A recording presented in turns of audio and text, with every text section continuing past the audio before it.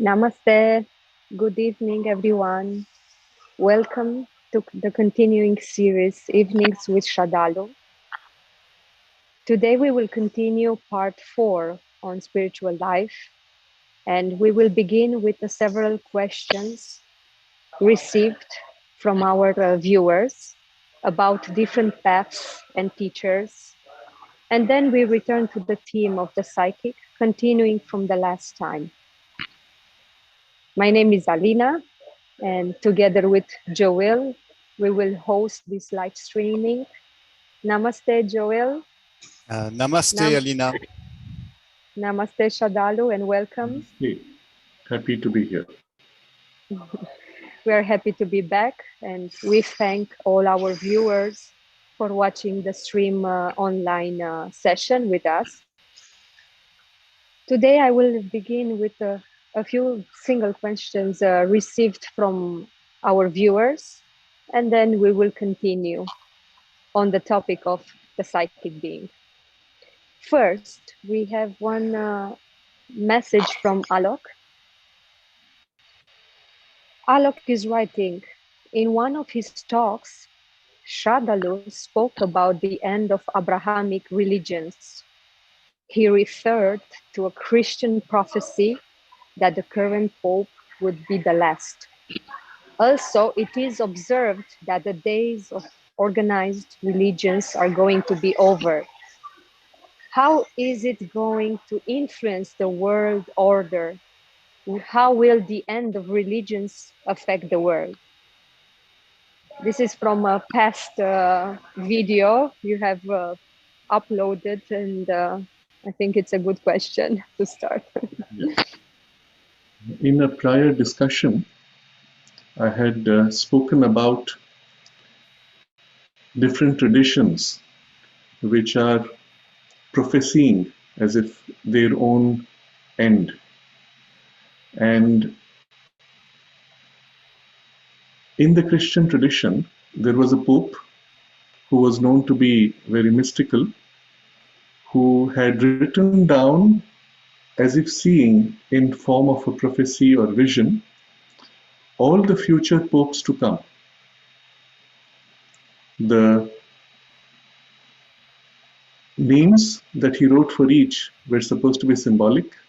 I do not remember now the exact number, more than 100 popes. And many of those apparently as a symbol have been right.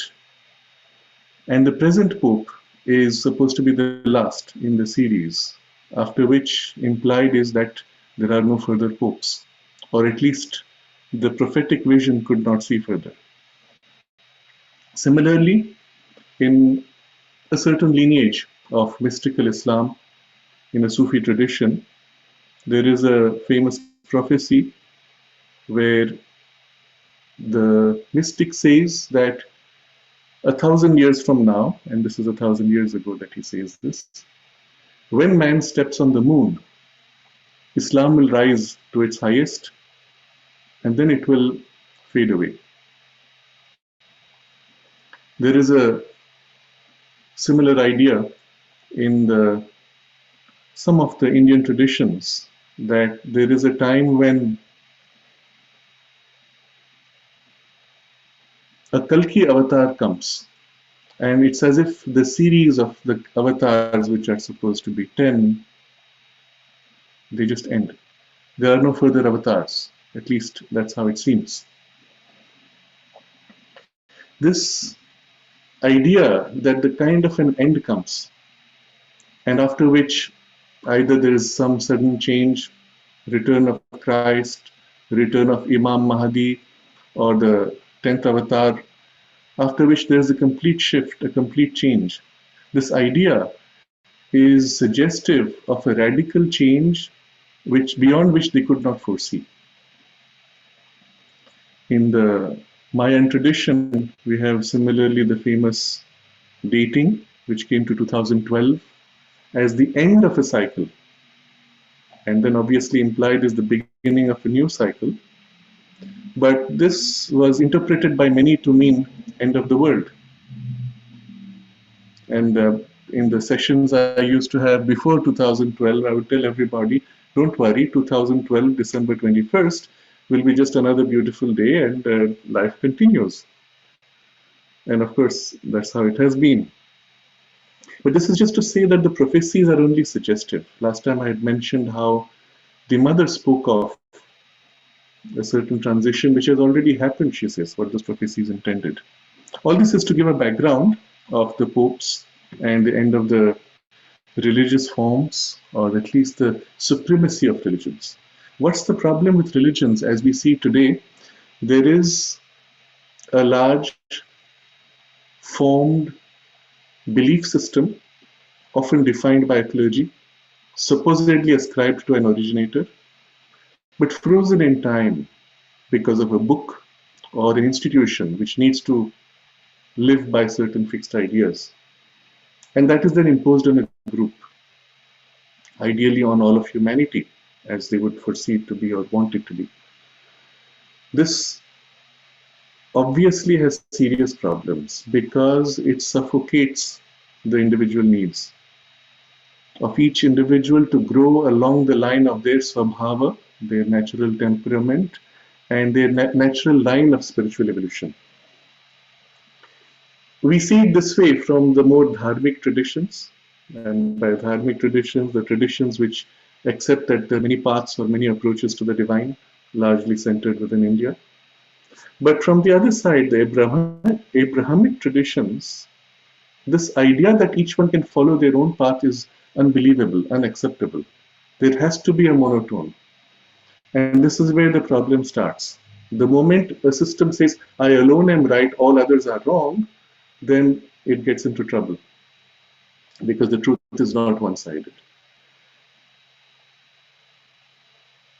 This is all to say that the direction in which these fixed religions have always gone is inevitably time-bound. Swami Vivekananda describes the end of religions in this way. Each religion will tend to divide itself to distinguish specific aspects which are necessary for a different group of people. And each group then further subdivides until eventually each person ends up with their own religion, and that becomes spirituality. It's a very interesting way of looking at it. So the days of organized religions are over. It's already late, even for people to want to fit into a box of this kind. It's a mental box, really. How is it going to influence the world order? Well, very simply, more and more people are thinking, feeling, and pursuing a practice which is more and more specific to their need. And if you combine it with our earlier discussions on the subjective age, there is a subjectivism innate to this whole effort. Even within the religious traditions, as you see numbers of followers declining and institutions weakening, they work harder to impose their influence. So that struggle inevitably has to go a certain direction. How does the end of religions affect the world? I'm not sure it will really take that form. I don't think you will have one day people saying, oh, now all religions are ended. Instead, what will happen is the religions themselves will either tend to break up, weaken, or will eventually adapt to this need. And within the religious tradition itself, there will be a recognition of special needs for different people. And they will tend to become less rigid, more soft, more embracing and accepting of variations. And what you will see is groups of people using the name of a religion, but still following largely their own line of development, which is what I see happening, for example, in the West, where a lot of people earlier used to introduce themselves as, I am a recovering Catholic, meaning I went through a period of great distress following the church narrow form of teaching, broke out of it, found my own direction, so to say, and then whatever it is they did. But what you see now more and more is people turning to a form of a mystical Christianity, which would be the core teaching quite different from the church's fixed form, a core teaching which is more living and more real, which may still view Christ or certain elements of the Christianity as necessary, but the forms of it would become much more flexible and adaptive. I see a similar movement among all the Sufi teachers and followers that I have met over the last decade or so.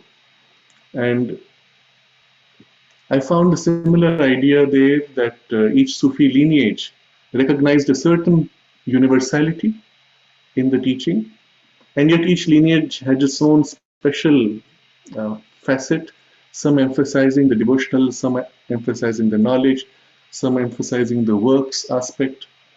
And you will see they all tend to fall into the broad categories, which are the different systems of yoga in any case. So what I see is a blending taking place where yoga knowledge and the core spiritual approaches and principles filling into formal religious structures, softening them, or even creating distinct subgroups and rigid structures breaking down, but then acquiring this softer forms. It's moving from both directions, a kind of an osmosis, a mix. So I don't think it will end in a radical shift. Just as today you might look at certain religious orders as being too closed, too rigid, and yet you have practitioners bound in those, and maybe numbers are in a few hundred, and maybe they may fade out also, or a few may remain holding on to some idea which is very distinctive, which is what allows for that particular extreme form to still exist. So I do believe we will have many such religious subgroups, or at least in name there would be those groups. I see it more as a transition fading out. You can go to the next. Okay.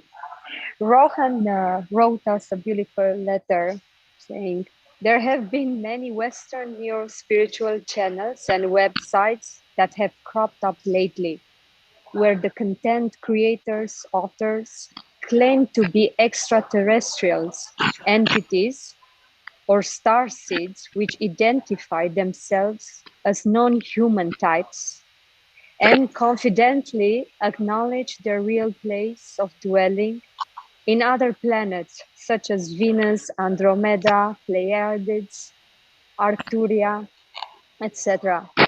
I have been fascinated by their content because although the language and terminologies that they use are cryptic, the gist of their teachings and message is very spiritual and positive and confirmed with the reality on the material plane.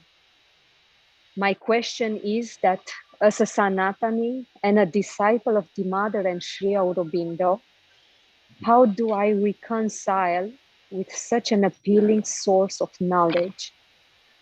They talk about transition from 3D to 5D, which is more like stationing one's consciousness from vital body to higher mind and higher ranges.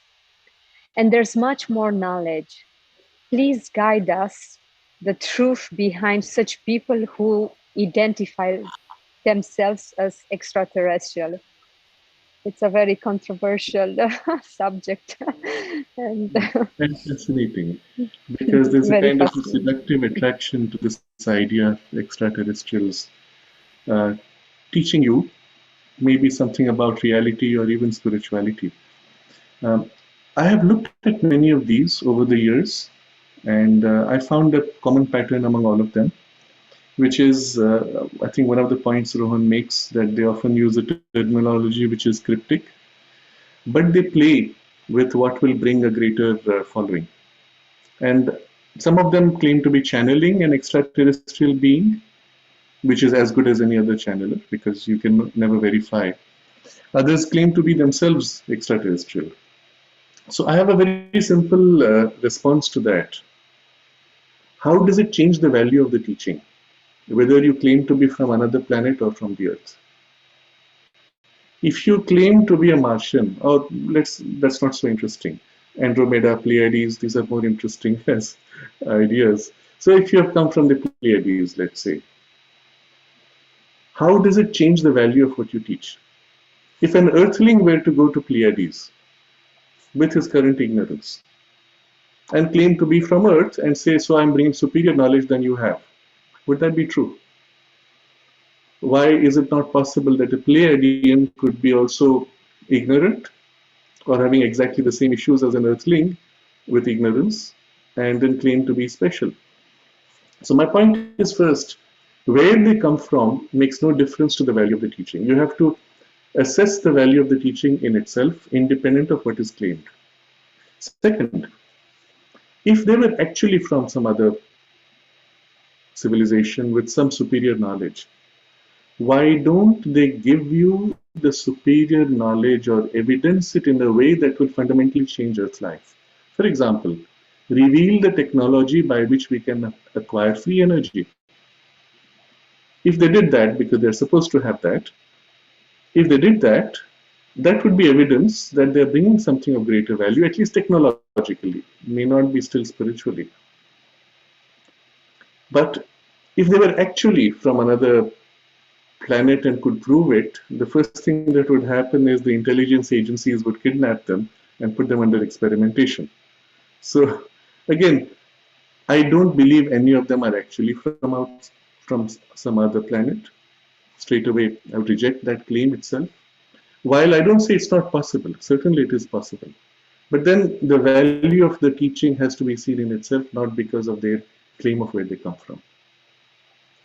Then look at the teaching itself. The message, as you say, is very spiritual and positive, necessarily. Otherwise, you can't have a following. Think of it from the perspective of an individual who wants to build a cult following. Can they give a negative message? Nobody is going to last very long as a follower. So it has to be positive. Can there be a non-spiritual message? They know the age is looking for its deeper spiritual truths. So they fit into the mold required for the age. Feed in the kind of information that sounds right or which is currently fashionable in the new age circles. But if you watch them long enough, after a few years, when the fashion changes, either they adapt to the new fashion or they die off. They don't stay for long as a movement. It's interesting. And the moment you see them adapting to a fashion, you know that what they bring is not of any lasting value. Third, look at the core message. Of course, all of them will say things like you should do good. Some of them will say you should do more good than bad and whatever. But is morality or spirituality? What is the spiritual content of the message? What is the spiritual practice even required? Or the goal of the practice?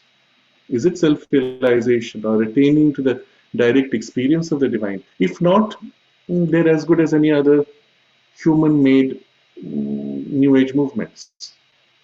Again, no special value there. And then if they need to claim to be Arcturian just to build a following, then I will say, well, that discounts real value for me. If the message does not have intrinsic value and you have to create fancy propaganda, then I would question the value of the message itself. And finally,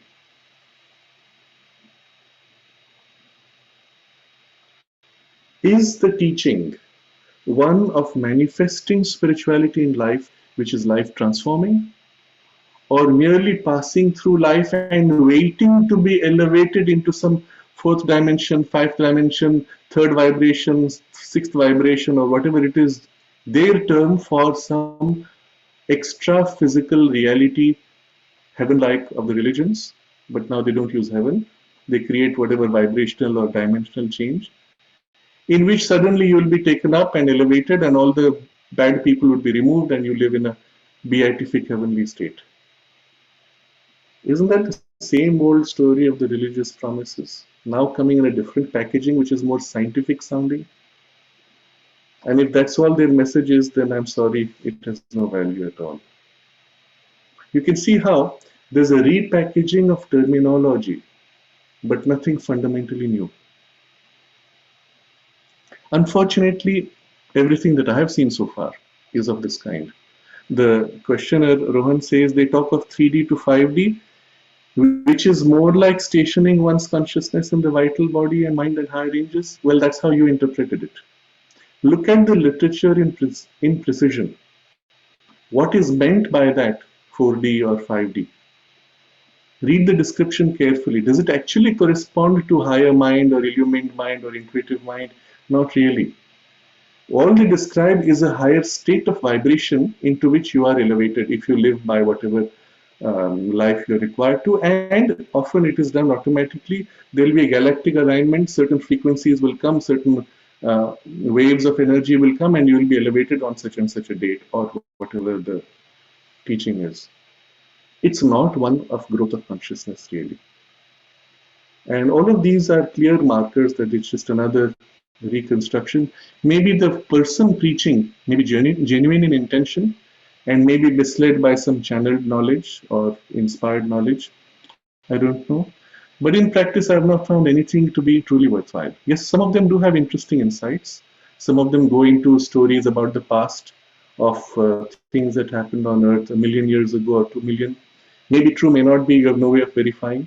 Some of them will tell you stories of Atlantis, could be total fantasy, no way of verifying. But unless it has a practical value in transforming consciousness, I would not find it worthwhile to spend too much energy in those. I have, and I can say this having done it long enough, that I didn't find anything truly worthwhile so far. Okay, maybe we can move to another few questions which received from our viewers with the same topic. So Harshit writing, can one have multiple gurus on the path? Like, I feel inclined towards X or and the mother. How to find one's own guru? Another question related from Rohit. What do you think about the popular mystics in India like X and such? Do you think they are helping the mass and the current world situation? Amit is writing, people like Ken Wilber are digesting and then offering Sri Aurobindo's thoughts as their own, sometimes with distortions, and then criticizing Sri Aurobindo. How can this be prevented? Okay. So all three questions deal with different paths, different popular movements, and differences or conflicts between them. And so I cluster them together generally, but I'll take up the aspects of the questions as we go along. The first question up from Harshit is, can one have multiple gurus on this path, meaning the integral yoga? The answer I will say is, depends on your definition of guru. What do you understand by that word? If by guru you mean somebody who's giving out useful knowledge, helpful suggestions, guidelines, insights, yes, of course, you can have multiple teachers. I'll use the word generally. But if by guru you mean somebody who has a direct spiritual living knowledge and experience of the goal which is sought, and is able to transmit it to you and assist you actively in the path, then you can't have two or more. You see, fundamentally, the two different people living the same experience would not happen. Or let's say they're in the same path with the same values, that might happen, but then they would not be gurus. They would be each representatives of a certain teaching. So I will draw from the Sanskrit vocabulary using several words for the word teacher in English. We have in Sanskrit the word shikshak. Shikshak is somebody who gives lessons, shiksha. So you go to, let's say, class 10, the maths teacher comes, writes down something on the board, gives you a lesson. He knows what he's talking about, or if he's a history teacher, He doesn't even know what he's talking about. He's repeating what he has learned, reading a book to pass an exam. Okay, but he gives you a lesson and makes sure you learn the same lesson that he learned, and it doesn't matter whether it's true or not. Unfortunately, this is the case for most of the teachers in all branches of knowledge. Even if it's maths, they often don't know, they just repeat what's in the book. What I mean by no is really no. For example, when a teacher tells you 1 plus 1 is equal to 2, you repeat, you pass an exam. But you could ask the teacher, why is 1 plus 1 equals to 2 and not 3? So you could of course say, it's obvious, are you a fool? Why are you asking such a silly question? But if you enter the mathematics truly, there's an entire, perhaps book-sized dissertation demonstrating why 1 plus 1 is equal to 2, or what would happen if it was not equal to 2. It's one of those fundamental things of reality. And can you conceive of a universe where 1 plus 1 is something else? Or, put it another way, if you take 1 plus 2 is equal to 3, 2 plus 1 should be equal to, and you'll say, of course, it's 3. No, not necessarily. It's not obvious. There are mathematics where A plus B is different from B plus A. And it's a whole different world, especially when you're dealing with infinities. For example, if you say 1 plus infinity is equal to the infinite. But infinity plus 1, it's a different order of infinity. Okay, so it's a whole different domain of mathematics. And the teacher who's telling you what A plus B should be B plus A does not know. Is beyond his competence, perhaps. This is just to say that teachers or a shikshak does not need to be master of the knowledge that they give a lesson from. Okay. The second type is adhyapaka, is a term used in Sanskrit, is somebody who, so to say, handholds you through a process, not just giving you a lesson and then say do it. He handholds you. So he leads you through a practice. Let's say you're practicing asanas, the person does the asanas with you and shows you by doing. I've seen yoga teachers who will sit on a chair with a very, let's say, unhealthy body, who will tell the students, okay, now you do this, now you do that. If the student asks, do I do it this way or the other? He will say, look up on the internet. Yes, there are such teachers also.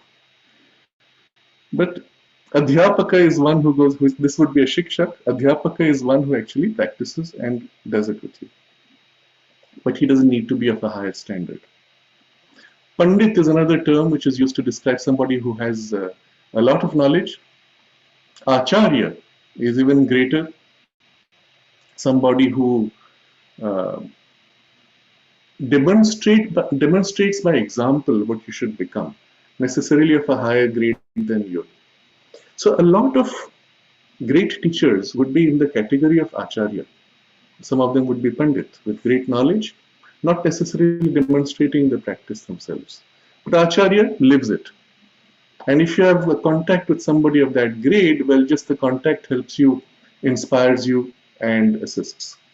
But he need not be a perfect representative of the teaching. He may be a representative of what it's like to be on the path, and that's about it. A guru is of a completely different grade. The guru, first of all, has to live the teaching, and of a certain order that you can actually say, ah yes, at least that approaches the goal of the teaching. And more important, he enters in a relationship with you where he takes responsibility for your journey.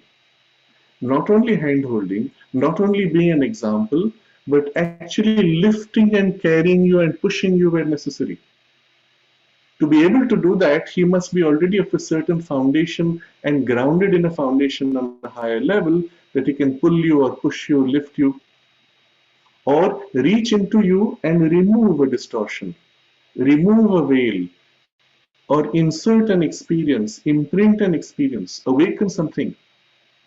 These are direct interventions by which your ignorance is removed and you're lifted or carried in the path.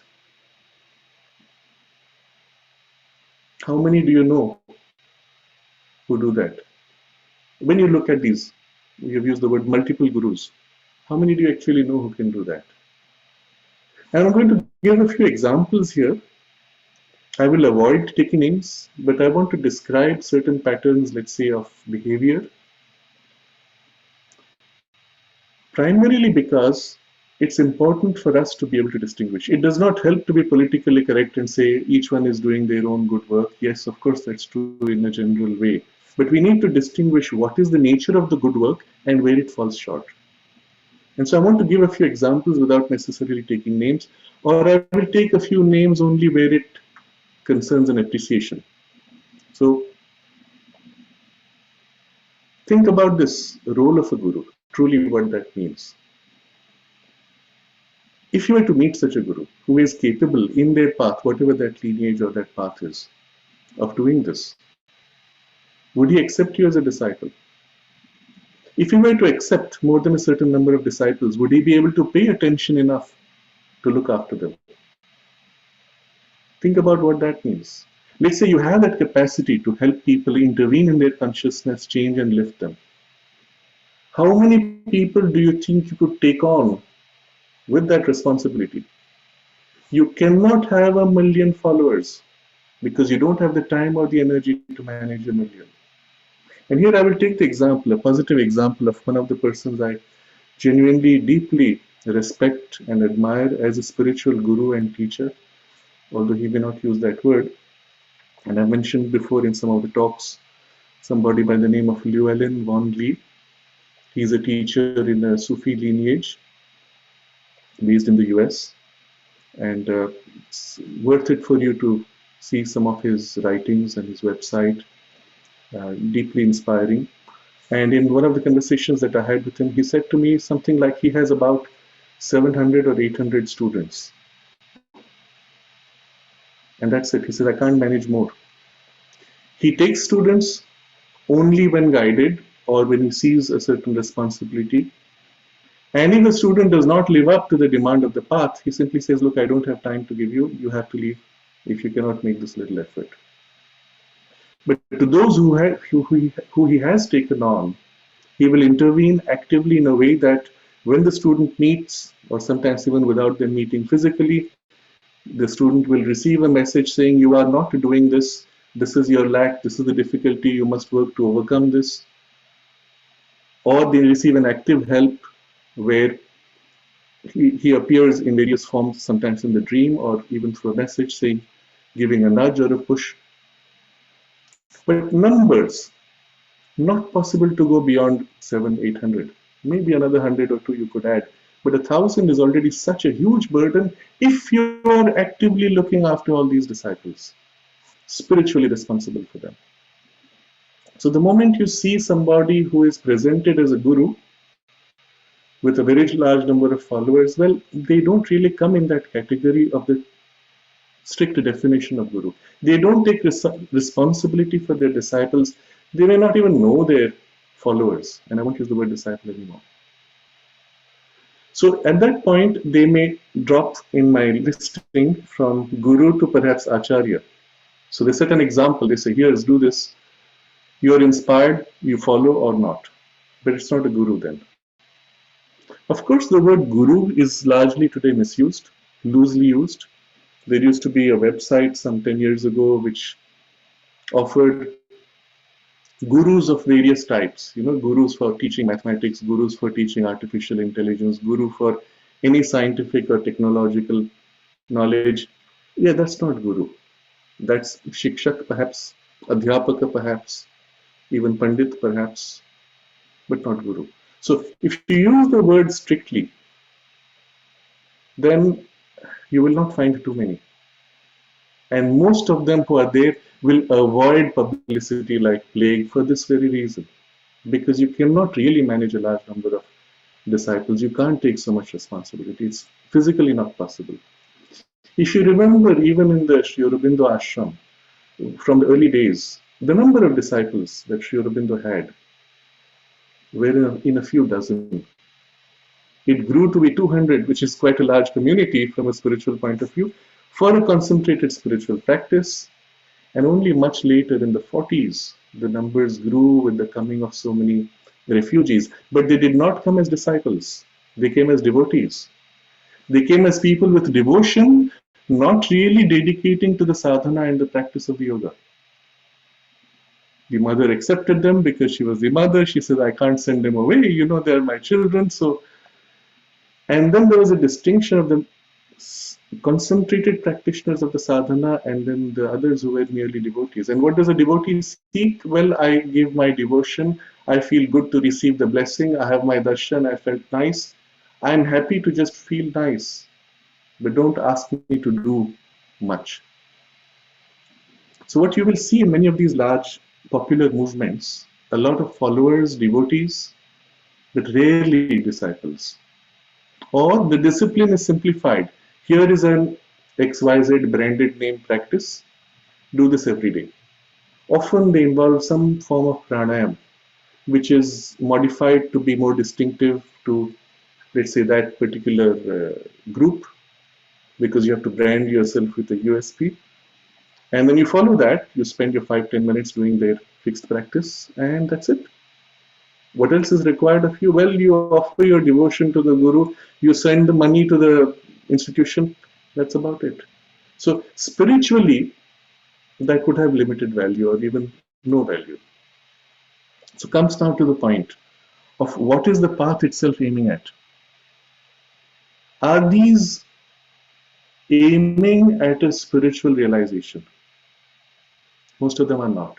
They aim at a moral change, self-improvement, bit of ethical improvement, do good, change society, clean up the roads, clean up the rivers, speak of friendship and harmony between religions. But what do you do actively in terms of spiritual change? If the teacher were to demand a spiritual effort from the practitioners, your million followers would drop overnight to a few thousand. Because most people are not interested in making a spiritual effort. I give an example. This is somebody I had met when I was traveling in the UK, and met through a common friend. The person said, my guru is, and he named somebody at that time who was living at the time and who was known for miracles. So he had his photo. He would offer every day his flowers, do his prayers. But if you asked him, what does your guru ask you to do? Nothing. That person was known to perform miracles and to grant wishes, or at least that's what he thought. So his guru was somebody who would give him what he wanted or grant his wishes. And then he said very proudly, I am so glad I have a living guru.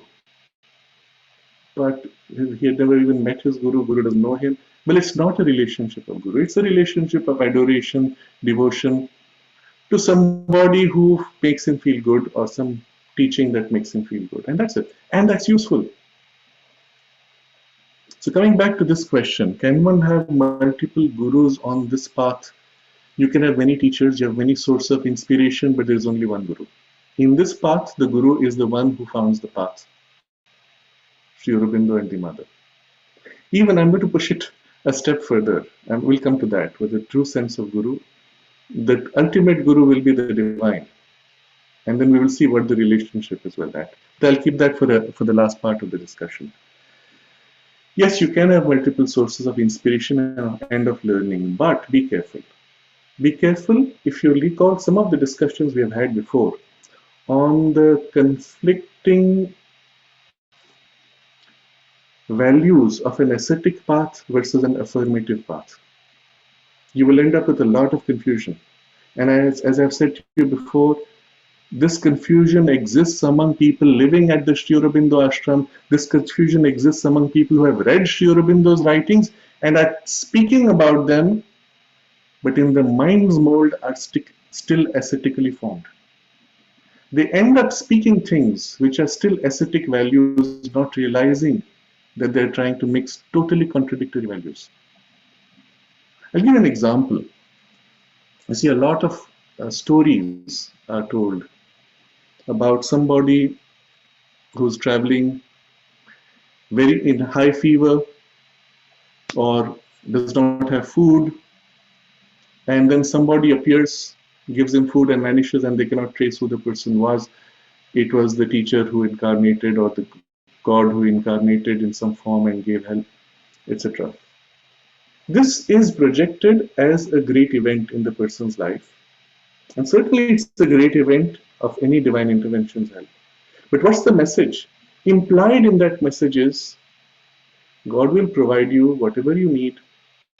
You're hungry, have faith, He will come and give you the food. If he has not given you the food, then, well, you are not yet of a higher spiritual stage.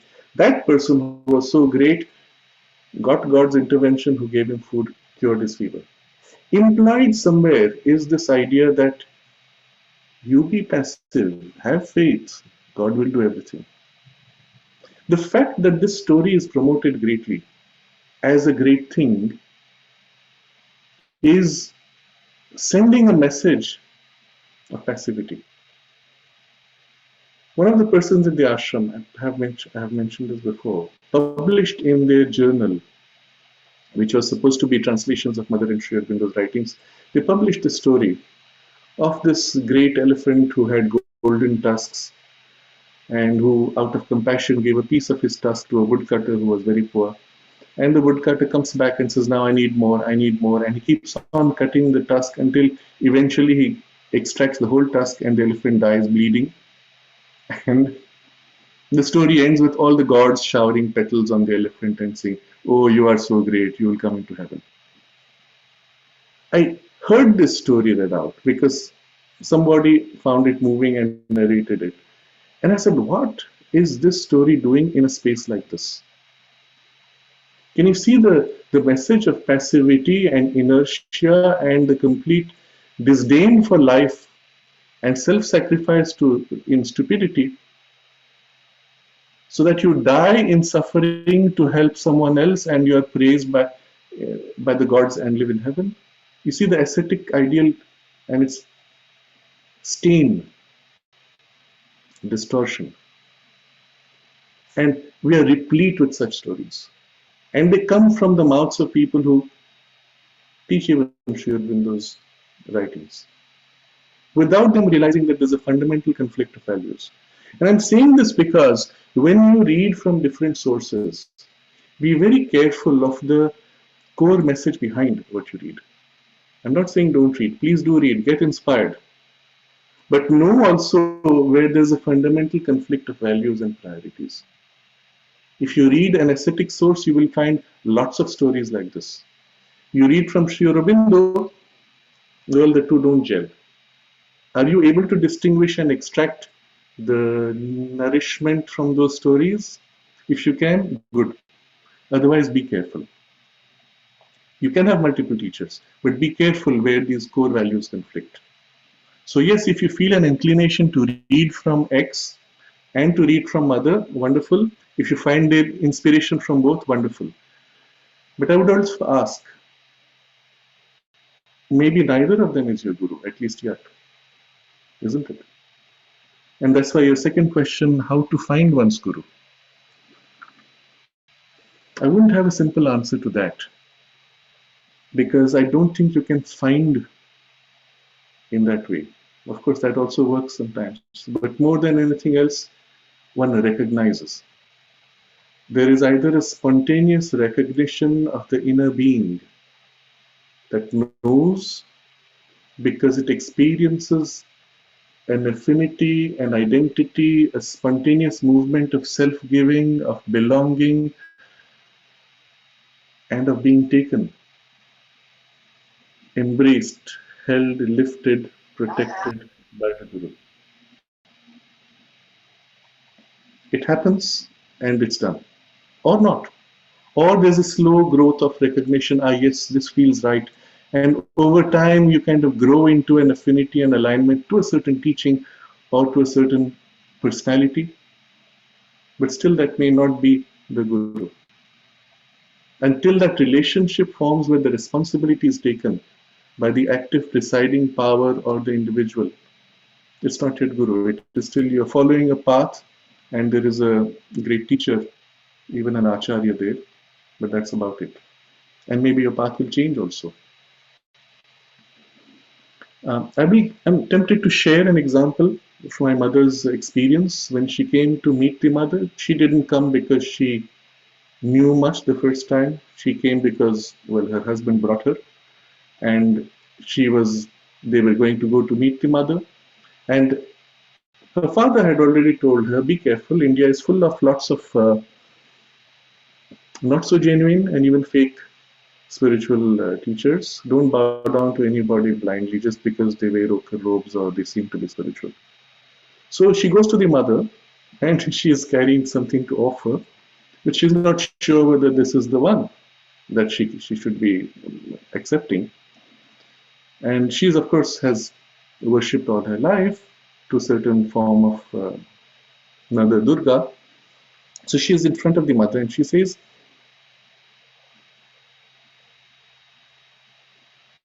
in her heart, she says, I won't bow down to you just because of this, unless you are that. She asks, are you that?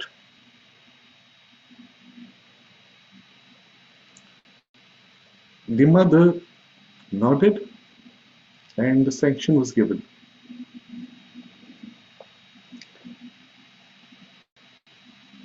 In that moment, there was the recognition, the self-giving, and she had brought certain, I think it was tulsi leaves or flowers she offered, and that was it. This communication, recognition, self-giving of the soul is your recognition. Whether it is immediate, as in this experience, in a physical contact, whether it is gradual over time, whether it takes place in a subtle contact and recognition, doesn't matter. Because the Guru is always an active power. Otherwise, it cannot be Guru, isn't it? Some people reading the Mother or Sri Aurobindo, just reading, have no idea, have not even seen a picture, will feel that connection. I remember this was shared to us by somebody in Auroville, somebody named Gilles, and he was reading Sri Aurobindo's writings while he was in France. Reading the text, there was the soul recognition. This is, and he used the word truth speech, truth forming into speech, and that's it. The recognition was immediate, this is my path, and the rest followed. So I give these examples to show you that the fundamental recognition will come from deep within, from the soul. Until that happens, you may have any number of teachers. When that recognition happens, there will be no question of multiple gurus. You see, there will be the Guru, who will be eventually, of course, the divine, and we'll come to that later. So how to find one's Guru? Well, I will say simply ask the divine to help you, or simply accept the divine as the Guru, and then eventually the form in which the divine expresses to you, if you need that formal support, well, that will come, or that will appear, or you will recognize it's not so important. And this point about the ultimate Guru, I will come back to. The next question of Rohit about popular mystics in India, whether they help the mass and so on. I will answer first in a very general way and then point out to the form of the help or not. Generally speaking, everybody helps, whether they are conscious of it or not. Even those who seem to oppose the divine will ultimately end up helping. By delaying, they strengthen. I am speaking of asuras here. By delaying and opposing the evolution, they strengthen evolution, they strengthen the ultimate outcome, make it more perfect, and so on. So ultimately, everybody helps. The question, of course, for us is, spiritually, actively, will they help to awaken? Some have a teaching that takes you one step in a particular direction with a certain emphasis. Some don't have a spiritual teaching, and as I said, they have primarily a moral or ethical teaching, and some worship devotional support. and they help for that purpose. But it also happens sometimes that in the form of the teaching there are certain distortions. Now I'm giving an example of a person I met who was drawn to Sri Aurobindo's teaching, met somebody who claimed to have been from the Sri Aurobindo ashram, accepted him as his guru, and this is where you see the danger of that. And the person, of course, had a whole thing around his personality. He wrote poetry, he wrote songs, and he required all his disciples to learn them all by heart and sing them on demand, and all kinds of things, which were his own fancies. But at the end of it did not help in the spiritual evolution. It only led to conflicts and divisions in the person and in their community eventually, which broke away after that person passed on. So there are people who will claim to be representing a teaching because, well, that's what people are looking for, isn't it? I give another example of a person who calls himself Swami something. So in his brochure for his institution, there is a bio of Sri Aurobindo, bio of the mother, and then bio of Swami so and so, as if suggesting a lineage. Except this man is wearing ochre robes, calls himself Swami. So how can he be following Sri Aurobindo's teaching? Isn't it? Which is not an ascetic teaching, where there is no initiation into Swamihood or labeling of this kind. Think about it. In the very statement of his name and his claim to authority, he has exposed himself as not representing this. I'm not saying as a fraud. I don't know what he teaches, and I'm not really interested. Maybe he teaches something useful, but he definitely does not teach Sri Aurobindo's integral yoga, isn't it? And yet he has to say that because that's what attracts people, because he claims to be teaching Sri Aurobindo's yoga. That gives him an authority. So another example I was told about, I have no contact with the person directly, I only heard the story because someone from Auroville met him.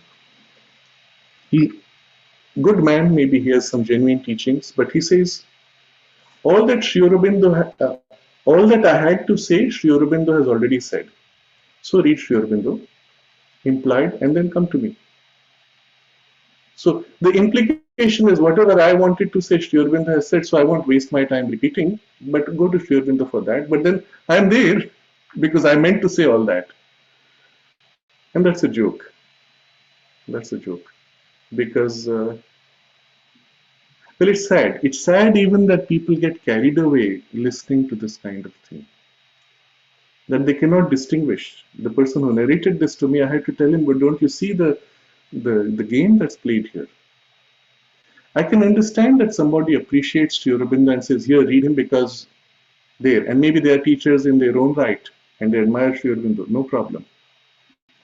But to claim that all that I had to say Sri Aurobindo has said means you live in a consciousness of, at the very least, intuitive mind or over mental consciousness? No, that's a pretense, because the person does not.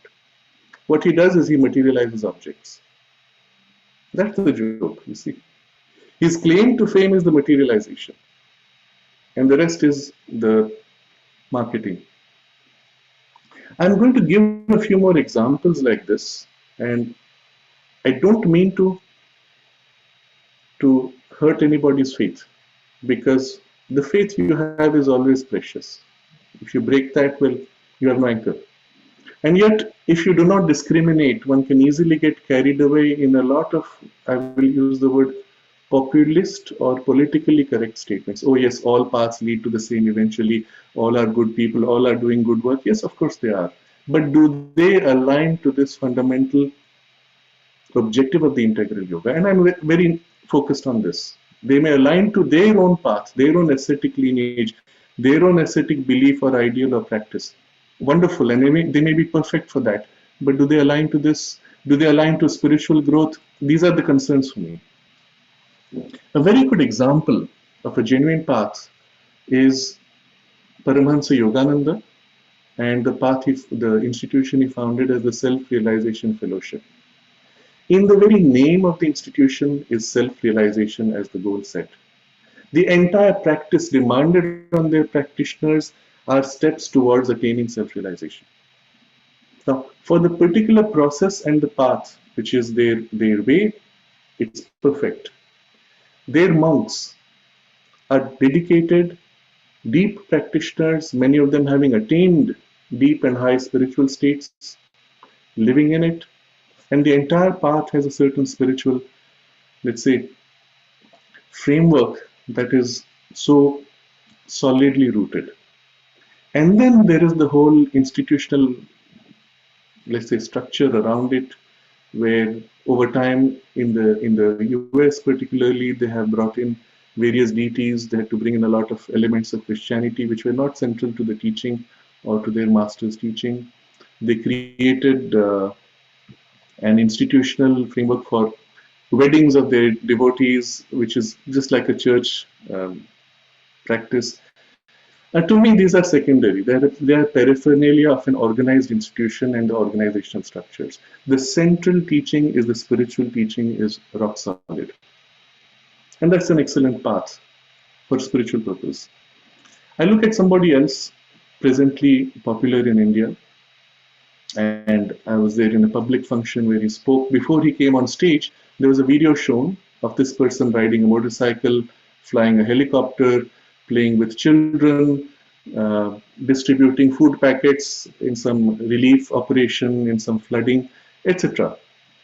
And with dramatic music. And when the thing finishes, he walks in with a dramatic music. And I said, if this is his claim to fame, I saw nothing there that was of any spiritual value. So the person is doing excellent social work and to be commended. Redirecting all his funds perhaps to that, to building a following, maybe that's fine also. That raises more funds to do more social work. But was there a spiritual content to the central message? Not in that presentation. In the discussion that followed, was there a spiritual content to the message? None that I heard. There was a lot of discussion about politics, interesting opinions, sometimes interesting insights, some things that I found to be completely wrong. He claimed that world population is too large, so women should just decide not to have children. And I said, you have no basic understanding of how human instinct works or how nature works. So it was clearly a huge deficit of knowledge in a very clear space. Subsequently, I heard a video of him where he says, in 20 years, the global population should be reduced to half of what it is. Think about the implication. In 20 years, 3 billion people should cease to be. How do you think that will happen? Disease, death, on large scale, you're actively promoting removal of 3 billion people in 20 years. It's not over 100 years or 200 years, you reduce population gradually. It's about 20 years. And the man has not even thought of the implications. So, yes, there are very interesting teachings he may give, very interesting writings, interesting ways of presentation, but nowhere I found a depth of spiritual insight or even sometimes practical understanding of some of these things. Are they useful? Yes, of course, because many of the things he speaks are interesting, helpful, and because there's a whole machinery for popularizing. Through it, I've met numerous people who are admirers of his teachings or books and have benefited. Does it have a lasting spiritual value? I don't know. But at least as a small step to people who catch elements that are useful, it's a great help. But know where the lack exists, distinguish, discriminate. Do not consider such a person to be all-knowing or absolutely right in their spiritual advice, because the knowledge they offer does not come from a deeper spiritual foundation or experience, although it is presented in an attractive intellectual way.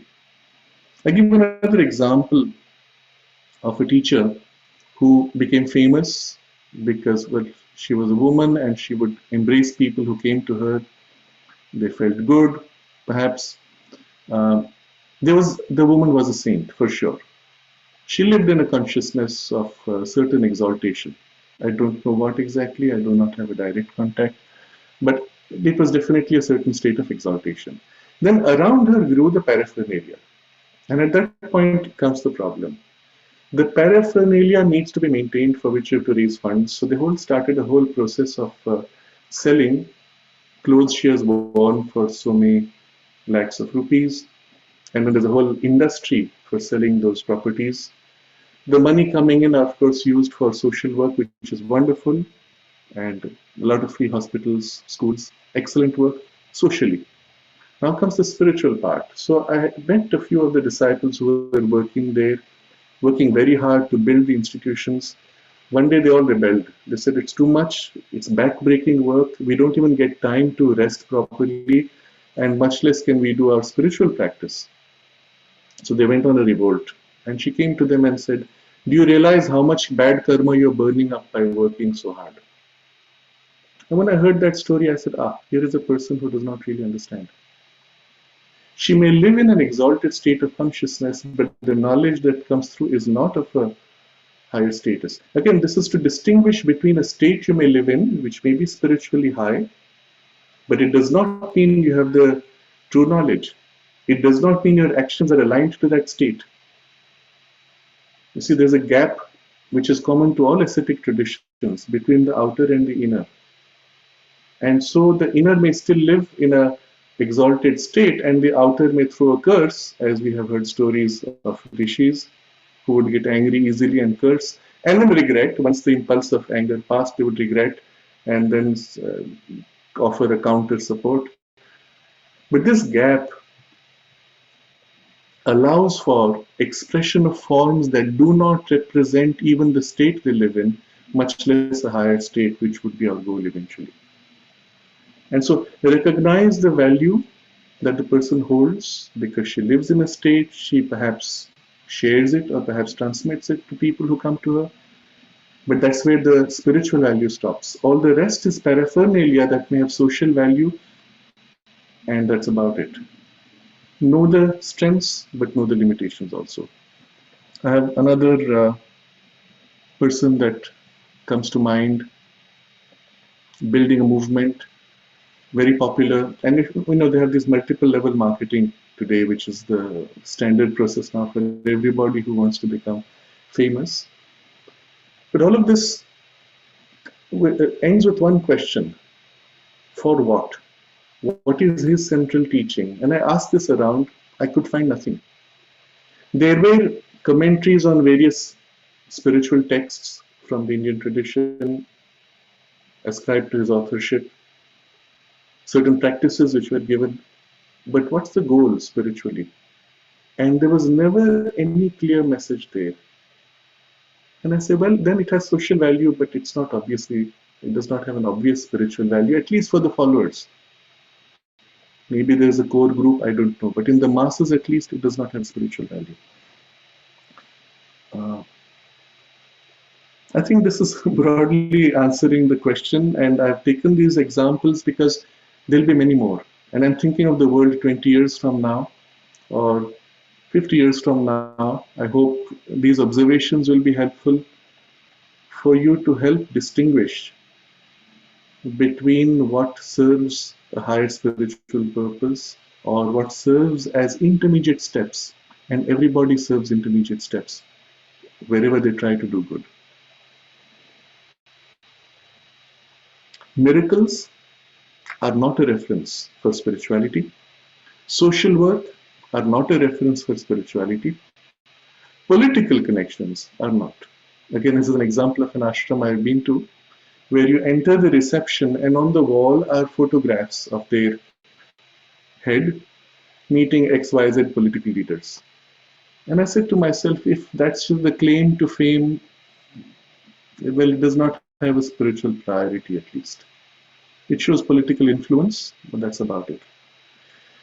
Fame or number of followers also are not a reference. You can be famous, does not mean that it's spiritually developed. You can have numbers of followers, not a measure of spiritual development. So here's an example. One of my friends was in a discussion, interfaith discussion, and somebody said in that discussion, he was a Christian, he said, look at the greatness of the truth that Christ has brought. There's so many, a billion followers. So my friend who was on the other side of the discussion, he said, does that mean when Christ taught and had only 12 disciples, the truth was lesser? And as the number of disciples grew, the truth has grown by 100 million fold? That means it was a lesser truth when he taught? And the other person was taken aback. If numbers of followers are a measure of the value of the truth, then, well, when the person starts teaching, you have very small numbers of followers, isn't it? And the truth has certainly not grown in time. So discount number of followers, it just means the person is charismatic or has good marketing. Fame similarly does not mean much. You see, today I've seen a lot of wealthy people. They need to have a sense of association with spirituality. And what do? They look around, who's the most famous, what's the biggest name, and they align to that. And then either become donors or participants. And then it's in their social circles, they will say, oh, I'm a follower of X. And it gives them a greater prestige spiritually because it's a famous spiritual head.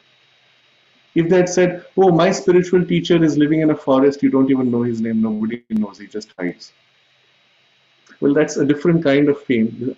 My teacher is so great, he is unknown to anybody. He is actually totally secret. But what is his speciality? Well, he grants wishes or he performs miracles, whatever it is. You would not feel excited about speaking of somebody who's relatively unknown unless you had a real affinity. And I have met people like that also. They have a genuine affinity with somebody about whom you have never heard. But then you will see in those people there is a dedicated practice of some kind and a really strong commitment to the practice. The value of it I don't know, but the commitment is there. And the commitment can last only if there is some benefit there. So I'm giving these as examples and references. Again, living or dead guru, the physical body is not a reference. You can be living and you can be on the other side of the world. If there is not an energetic or spiritual contact, it's not a guru. Right? It's as good as dead. You can have left the body and still be active, and you can experience a direct spiritual contact, and it's a living guru, isn't it? So these are some points I wanted to convey.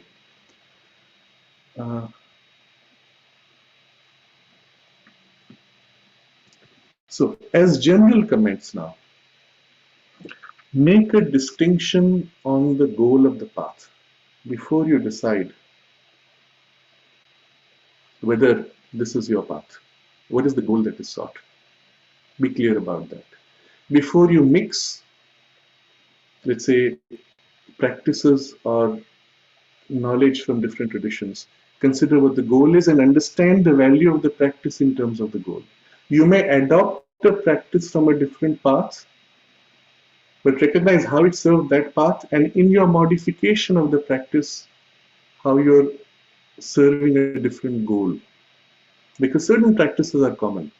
For example, deep breathing practices as a way of calming the mind. Certain practices of concentration would be common to practically any path, even religious traditions. But what do you do with that? What do you aim at through the calming of the mind? And that may diverge. So first become conscious of distinctions of the goal. Understand the methods of practice in terms of that, and if you're modifying or adapting the practices, make sure that you do not lose the focus of the goal. Recognize also the quality of energy that presides in a path. See, often to have a mass following, the energy has to have a strong, vital, charismatic element. Otherwise, you don't get numbers quickly. I give an example of even in the life of the Buddha. How many actual disciples did he have? If you see actual numbers, during his lifetime, they were relatively small. They grew in number later. Sri Aurobindo, during his lifetime, made sure that numbers did not grow by needless publicity. He even wrote in response to a letter. First, he says numbers, of course, mean nothing for the spiritual change, even for the transformation. But he said, he even wrote there that I do not want publicity, because he said publicity always leads to either a movement or uh, a huge host, a huge horde of useless people coming and spoiling the work. He uses this phrase. And then he says, if there is a movement, every movement either gets a bang or a bust, and I want neither. And then he explains how he wants real change of consciousness and so on. So even numbers of people who came to him as disciples were filtered. They were asked, are you really interested in a path that has these goals? And then only if they showed their commitment and only if Sri Aurobindo accepted, then the person was accepted as a disciple. Of course, that physical process not being there, the point still exists that the acceptance has to be from both sides. So this brings me finally to the theme of what is the Guru really? Who is the Guru? I described what the Guru does. And particularly, it's this intervention to remove a hurdle or a veil of ignorance, or to implant, instill, inspire an experience or a state of consciousness or a change of consciousness. Ultimately, where does that come from, that action? Even where there is the human form of a Guru, the consciousness itself that is implanted or inspired, or the action comes from where? If the Guru is still living in an ego-centric consciousness, well, he has not yet reached a state of realization that would be worthy of at least what you seek, isn't it? So he has obviously transcended the ego or dissolved the ego sufficiently that within limits, there's some action of the divine inspiration working through the Guru. And I'm not saying the Guru is perfect. He may have other flaws. He's still in a state of partial development. But still, the action that is coming through is effective because it comes from the divine source passing through him in the part of him that is now relatively transparent, and so acts on you. So who is the Guru really? Where is the action coming from? From the divine. And the divine did not necessarily need this support. The divine can act in you as effectively, directly, isn't it? Finally, it's an action of the spiritual energy. So it doesn't have to pass through a person. It can come directly, and generally does come directly to you, even when you think it's coming from that person. Isn't it? So ultimately, the Guru who intervenes as Guru to remove ignorance or implant a spiritual awakening is the divine. The human form is a point of support, a reflector perhaps, or an embodiment who becomes in human frame a living embodiment of the divine consciousness, of at least the goal that is sought in the path. So leaving aside other paths where the embodiment is not so important, even a reflection is good enough, I come to the integral path, integral yoga, where embodiment is essential because the goal is a divinization of life. The mind, vital, and the physical to be reasonably transformed. I'm not even saying completely transformed. Reasonably transformed, that there is a transparency of the divine action. In which case, again, the question is, where is it coming from? From the divine. Who is the Guru? Isn't it? So my suggestion would be generally to that first question.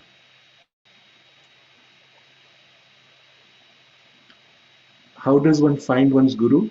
I will answer, how do you find the divine? Or rather, put it another way, what is your current relationship with the divine? That's your link to your Guru. Start by opening yourself more and more in that relationship. Start by offering yourself in that relationship. What would you do if you had a physical Guru? It's what you were supposed to do, right? Well, your Guru is already with you. Start by opening and ask for the help. Ask for the guidance. And maybe you won't hear it as a voice, and if you heard it as a voice, don't trust it, generally. But it will come to you in a certain way, either by an intuition or an insight, or something comes your way that you recognize, this was the answer I was looking for. You will know because your inner being is sufficiently awake that it recognizes. If it was not sufficiently awake, your seeking would not be genuine. It would be casual. And a casual seeking, you're happy to read spiritual literature. I do my 10 minutes reading every day. I feel good about it. Doesn't matter what. Give me any book. That's fine. But when there's a real call, the inner being is pushing. That's the source of the call, isn't it? Otherwise, you wouldn't feel that call. And it is there that the recognition will take place. Ah, this is the answer I was looking for. And you turn spontaneously in gratitude and say thank you. And in time, the trust builds, the link forms, deepens until increasingly the insight comes in a flash of intuition. And you will learn to trust it. At first, you have to test, you have to discriminate, but you will learn to trust it. And that's your guru. Your guru is already with you. It's a question of what are you doing about your relationship? Think of it in this way. So now I come to what does that mean in our relationship to Sri Aurobindo and the mother. In this particular case, it's relatively easy to articulate this. Sri Aurobindo not only articulated the nature of the spiritual experience, but he embodied it. You will notice the knowledge that he had, it's all there already. It was written in from 1914 onwards in the Arya. He was writing 6 books at a time. But he was waiting. He was waiting to return to the world for action in the world physically until the supramental consciousness had been established in the physical body itself and the body transformed. That was the realization he was waiting for. He got it all the way through the transformation of the mind, the vital, and the subtle physical.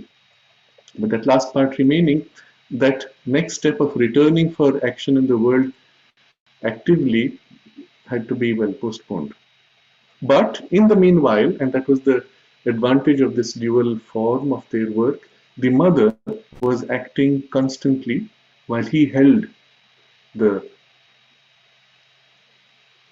thread, I will say, the pull of the consciousness being fixed into matter.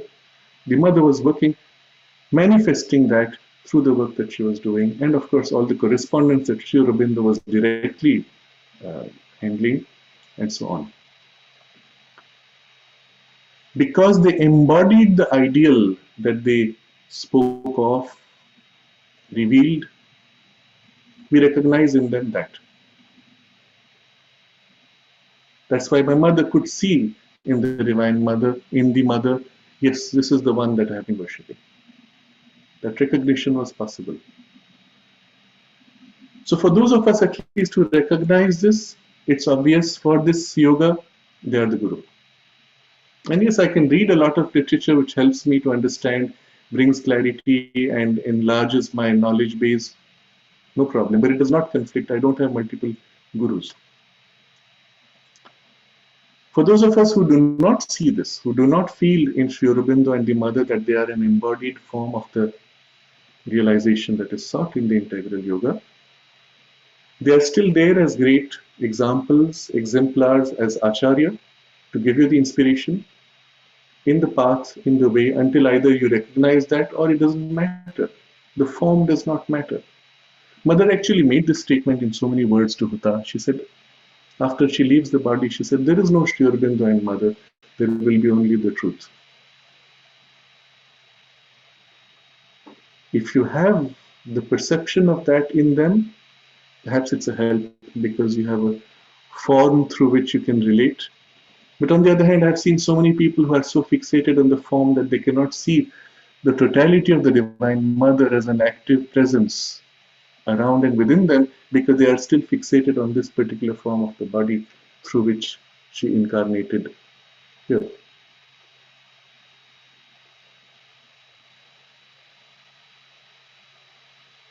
This is not the same as accepting anybody the divine incarnation. There are people who will say, I have accepted so and so as my guru and for me he is God. Well, that's your projection, fantasy, hope. I won't say faith because it's not the heart's recognition, the soul's recognition. Faith is the soul's recognition. This is more like mental construction. And maybe it helps you for a while. But it's not a truth of the soul seeing. So be careful not to create such false structures. When there's a recognition, it is there. When there is not a direct recognition, there is at least the heart's recognition or the soul's recognition that yes, this is my path, or at least something along these directions, something along these lines, and you start reading, studying, immersing yourself until a greater awakening takes place. So, simply put, and in the most general statement, I will say the divine Guru is already with you, within you. Work to develop that link, open yourself more and more in consecration to the sacred presence and the guidance in whatever way aligns with your temperament. For some through the mind, some through the heart, some through the dedicated, consecrated service. If possible, all three, to whatever degree possible. And then gradually the influence of the Guru will grow and begin to fill you and lead you and transform you.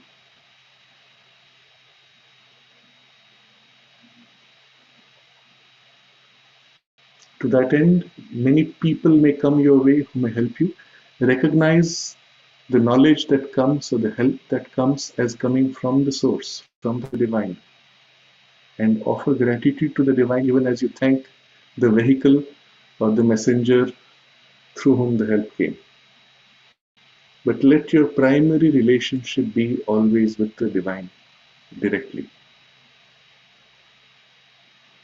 And then you won't be deceived by appearances. You will see the divine working through all of them, as I said, including those who oppose.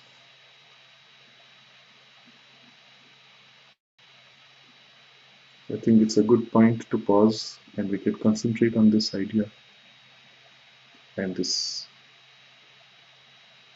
bhava, this sentiment.